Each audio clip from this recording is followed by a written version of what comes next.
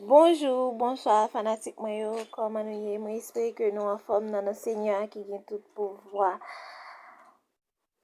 Jodi a se ti zami ou mi a ki pase pataje video sa ansama avek ou konsenan feyton moun kap servi bonze fidel pap jan mwot. Ok, ou menm ki poko gade feyton sa, makmade ou s'il vous plaît, ale sou chanel Mia Production, abone, jem ni.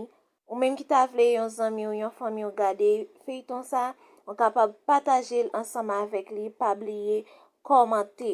Ok, jodi ansam mwen vin di nou konen feyton sa, li se yon feyton ki base sou la vi kretyen.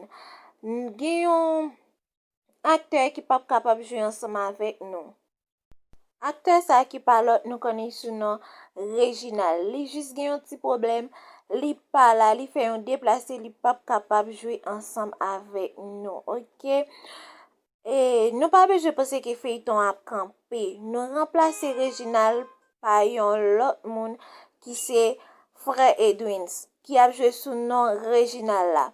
Nou met fe yon titan, mwen pral moutre nou bel akteur sa ki pral remplase Reginald. Ok, se jan ke mwen di nou an, se mesye sa nou kapap di yon jen gason ki gen an pil sajes, menm jan avek Frère Reginald ki gen an pil lanmou, an pil kapasite pou li kapap fe travay la.